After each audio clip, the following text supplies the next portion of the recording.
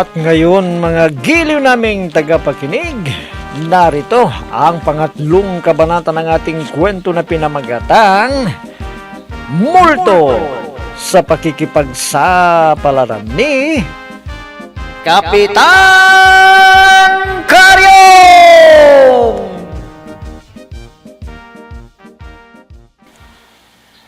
Magbibigay yata ng ayuda. Maganda ito, mga kasama. Ay, tumahimik lang po tayo ng konti mga kabarangay. Tumahimik kayo. Narito na ang ating panauhing tagapagsalita sa araw na ito. Walang iba, kundi si Doña Maria Yap. Salubungin natin po siya ng masigabong palakpakan! So, siyaghaw sa inyong lahat. Sa araw na ito ay... may pulis! Pulis! Senyora Maria! Senyora! Bumalik ka rito! Senyora! Papayo dyan! Sandali lang at susundan ko. Baka kung mapano siya, ha? Sige, sila mo! Senyora Maria, ano pa problema natin, ha? Ay, kagawad asyong. Hindi totoong pulis ang iba dyan. Mag-apike sila. Gusto nila akong patayin. Bakit naman nila kayo papatayin? May kasalanan ka ba sa kanila, senyora? Wala akong kasalanan sa kanila. Oh. Pero sila, may kasalanan sila sa akin. Kaya itago mo ko sa kanila. Mag-apikeng pulis sila. Ganun ba? Kailangan ma-report ka agad sila sa mga tunay na pulis. Nako, huwag mong gawin yan. Baka madamay kayo. Dahil sindikato ang magayon. Nako. May kilala sila na totoong pulis. At may kilala rin silang totoong sundalo. Kaya huwag ninyong sabihin na ako si Doña Maria Yap sa kanila. Delikado!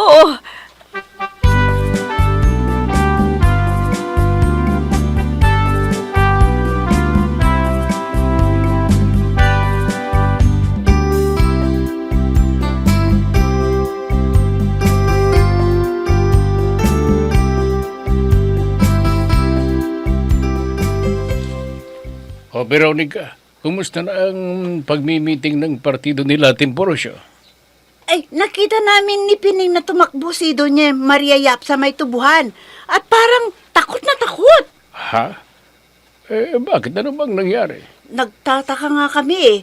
Nang may dumaan na pulis, nakita namin na tumakbo siya. Nagtago. Ano? Teka, baka naman may kasalanan siya sa pulis. Malamang, Vice Mayor. Baka may nagawa siyang labag sa batas, kaya umiwas sa pulis. Kung ganun, kailangang mapamanmanan ng Doña Maria Yap na yun. Dahil sa palagay ko, may kasalanan yun sa mga otoridad. Hindi iiwas yun sa mga pulis kung wala siyang nagawang labag sa batas. Anong gagawin mo, Vice Mayor? Pupunta ako kaagad sa pulis at magtatanong ako kung si Doña Maria Yap ba ang hinahanap nila dito sa barangay natin. O sige, Vice Mayor. Kumilos ka na kaagad. Baka totoo ang hinala mo na may nagawang kasalanan nga ang nagpakilalang Doña Maria Yap na yun.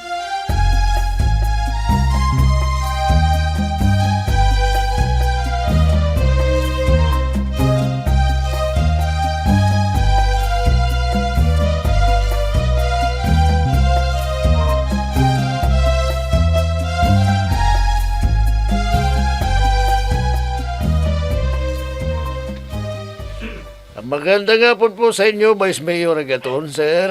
Magandang hapon naman sa inyo, Sargento. Ano bang may paglilingkod namin sa inyo, Vice Mayor? Nagpunta ako rito dahil itatanong ko lang sana kung may hinahanap ba kayong nagkasala sa batas. Marami sila, Vice Mayor, pero nahihirapan kaming kumuha ng impormasyon. Dahil malamang na pinagtatakpan sila ng mga napagtatanungan namin. Ganun ba? Minsan may hinabol yata kayo doon sa barangay namin. Oo, Vice Mayor. Sabi kasi ng namin, kumpirmadong nandun daw yung hinahanap namin na wanted sa batas. Nako. Alam ko na kung sino ang hinahanap ninyo, Sargento. at nakikita ko siya. Kilala mo na ba kung sino ang hinahanap namin, Vice Mayor? Oo, Sargento. Hindi ba si Doña Maria Yap ang hinahanap niyo? Nako! Hindi po, Vice Mayor. Hindi Doña Maria Yap ang pangalang hinahanap namin. Kung hindi Doña Maria Yap ang hinahanap ninyo, sino? Si Goping Hua, alias Hua Goping. Ganun ba? Oo. Iba nga yung sinasabi ko. Ano bang kasalanan ng hinahanap ninyong tao? Ay, nako. Scammer. Sangkot sa mini pugo. May kaso siyang kidnapping. At ang huli ay pumatay siya ng kandidato. Ano?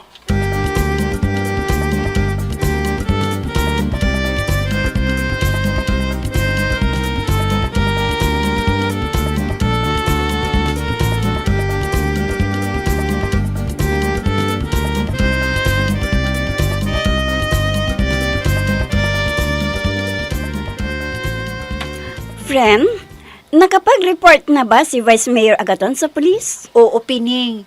Pero hindi pala si Doña Maria Yap ang hinahanap ng mga pulis.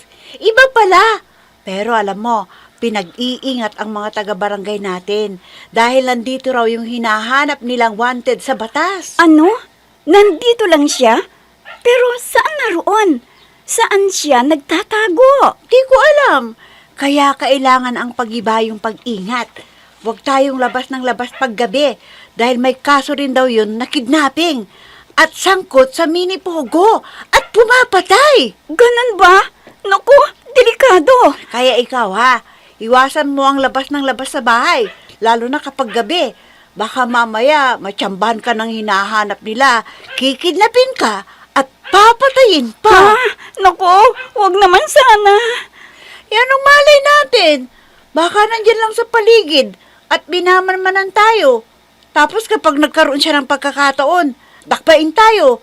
Tapos gasain. At kapag nakaraos na siya, papatayin tayo. Naku, wag naman sana. Nakakatakot. Kaya mag-ingat tayo, friend, para hindi tayo mapahamak.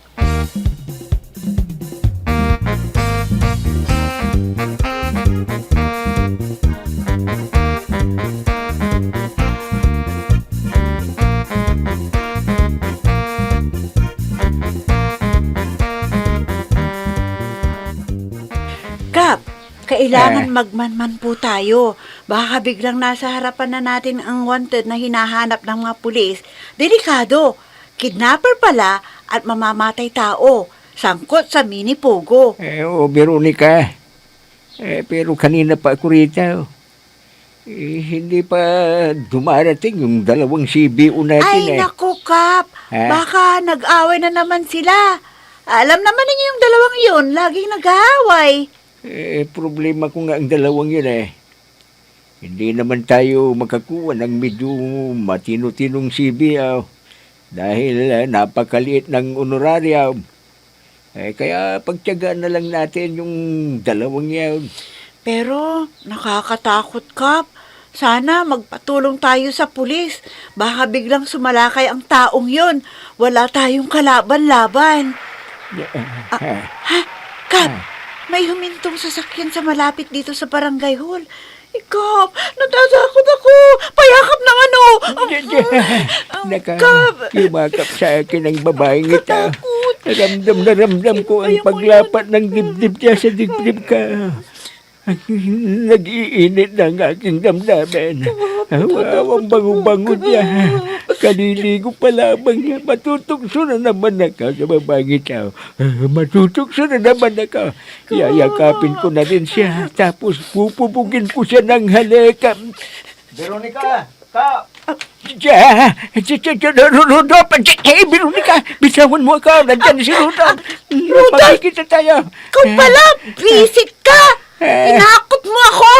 Akala ko ikaw na yung wanted na hinahanap ng pulis. Ikaw, salamat. Kamuntik na akong mahuli ni Rudolph.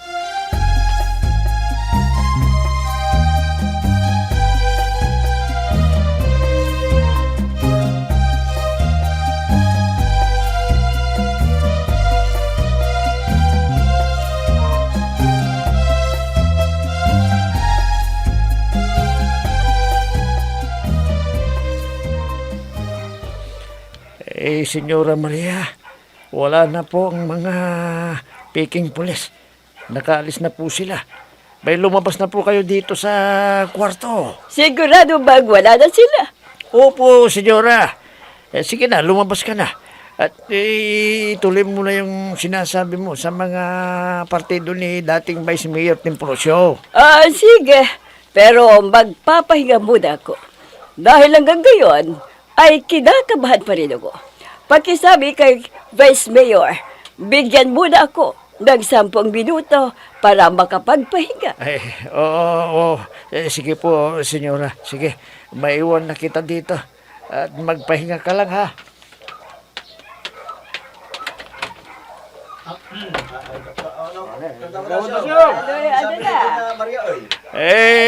Sabi sa akin, magpapahinga daw muna siya sandali. Dahil importante raw ang sasabihin niya sa inyo para manalo kayong lahat. Sige, alagran nila. Magpapahinga muna. Antayin namin siya.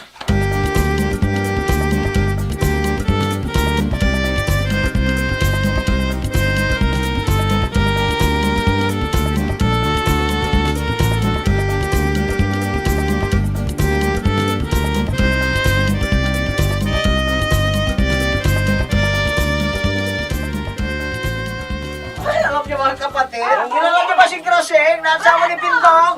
Naku, kabit na na, naguugot-ugot na ng tiradong empleyado ng munisipyo. Iba na naman ang issue ng mga paparazzi, Aling Bibang. Oo nga eh. Pero hindi nila alam ang balita tungkol sa hinahanap nilang wanted. Wanted? Bakit? Meron na naman bang tinutugis nilang wanted dito sa atin? Ha?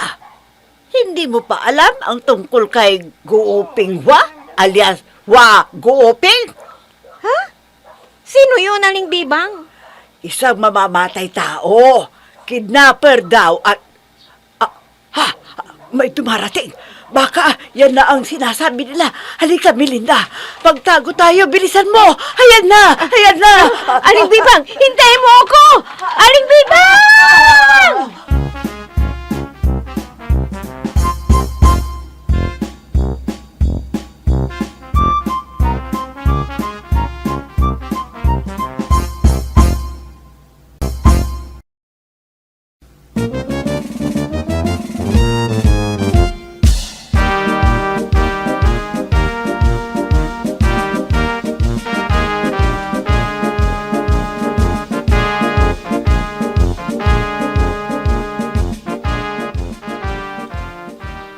Ano? Kalahating bilyon ang kailangan mo, Senyora Maria? Parang nagulat yata kayo. Sige. Kung hindi nyo kaya, aalis na lang ako. Lilipat ako sa ibang bayan para alukin sila ng serbisyo ko. Pero hindi na ninyo ako masisisi kung matatalo kayong lahat. Sandali lang, Senyora Maria. Sandali lang. Kumpare, Temprusyo. Parang ayaw yata na mga kasama ninyo. Kaya, alis na lang ako. Huwag, kumadre, huwag. Sige, pag-usapan natin ng masinsinan ang transaksyon na ito. Ayaw kong matalong muli. Kaya pag nakikiusap ako, tulungan mo kami na manalong lahat. Tulad ng sinabi ko, kalahating bilyon ang kailangan ko. Kung hindi rin nyo kaya, wala na akong magagawa. Mura na gayon Kung hindi ko lang kayo kaibigan, 1 bilyon ang hihingin ko sa inyo.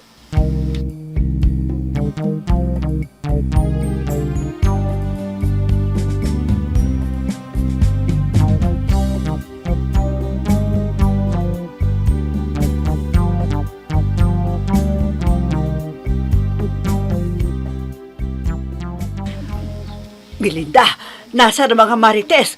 Bakit walang natira sa harap ng tindahan? Naku, hindi ko rin alam, Aling Bibang. Baka kinidnap na sila ng mga sinasabi nilang si Gupi Huang, alias Hua Guping. Ano? Ay nako, delikado ito.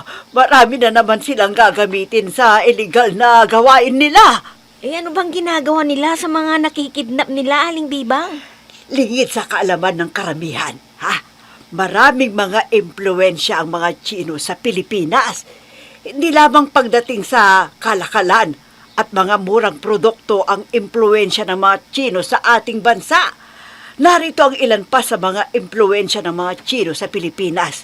Yung paggamit ng payong, mga pagkain Chino, mga larong galing China, iba't ibang mga kagamitan, kagaya ng porselana, pilak, tsinelas, bakya, at iba pa. Naku, halos lahat yata minana natin sa Inchit. Oo, Melinda. Pero yung iba, katulad siya ni Gooping Hua, alias Hua Gooping. Kaya kailangan mag-ingat tayo. Baka mabiktima niya tayo. Baka na yun! Magtago kayo! Dako, May gumagalang kidnapan! narinig mo ba yan? Sitago kayong lahat, mga kalaban! Naku, Aling Bibang, Dako, yung taga-anunsyo ng barangay. May sinasabi na kailangan naman. isarado na natin ang tindahan. Baka pasukin tayo ng kidnapper at kidnapin tayo. Bilisan mo, Melinda! Isarado mo natin! Dali! Dali! Bilisan mo!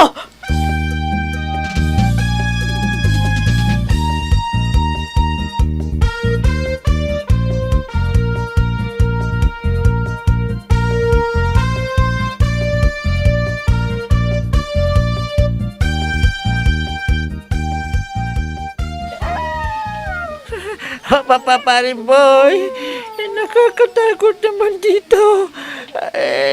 Lumang-luma na kasi ang bahay na ito, parang pinamumugaran na ng motor. Talagang nakakatakot. Tignan mo ang mga kagamitan nila rito. Mukhang lumang-luma na rin Oo, talaga. pare. Kaya ang mabuti pa lumabas na tayo.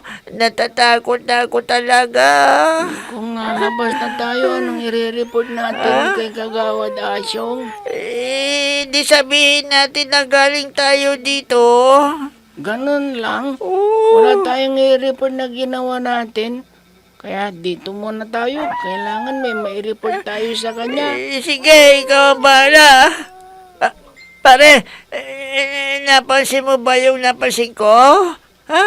Ha? Napansin mo? Wala naman akong napapansin eh. Ikaw, may napansin ka ba? Meron! Yung larawan na naka-4, parang kinindatan ako. Ha? Ay, aling larawan dyan, pare? Ayan o. Itong nasa tapa natin, kinindatan ako. Multo yan, pare. Multo! Multo! Pare, banyan, hintayin mo ako, pare! Marto! Marto!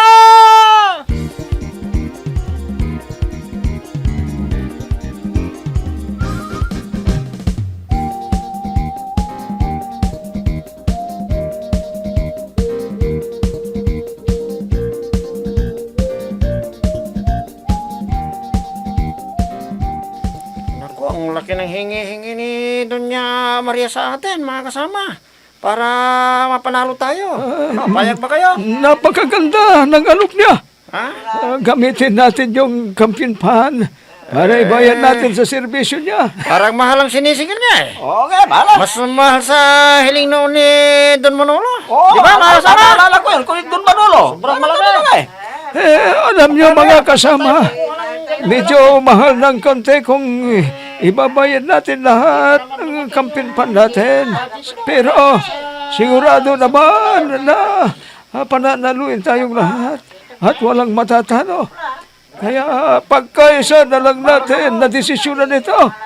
Dahil ayaw kong matalo ni Agaton. Kung matatalo ako, baka hindi ko na kaya kakandidato pa sa susunod na halalan. Kaya pumayag na kayong lahat. Nako, tama ang sinabi ni Sir Timprosio. Kahit maalang talent niya, sigurado naman na mananalo. Tama si Babagat. Pumayag na kayo para matapos na ang meeting na ito. Hindi kami makakapayag! Sa gusto mo, Tempro nyo! Ha?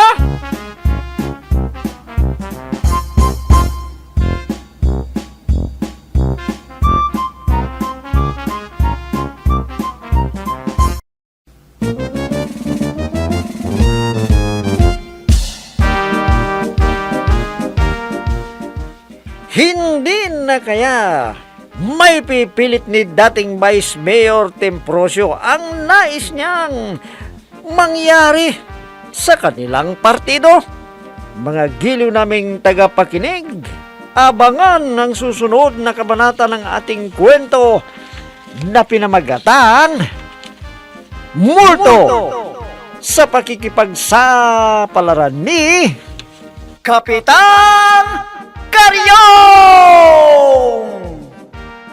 Mga nagbibigay buhay sa ating dula ay sina Mayra Abrihal Narnola, Susan Malikdam, Robert De Guzman, Amit Diaz, Oscar Ora, Jun Cabato, Technical Supervision at sa musika ni Oscar Ora, nilapatan ng tunog ni Robert De Guzman, mula sa panulat at direksyon ni Oscar Ora, Kapitan Karyong!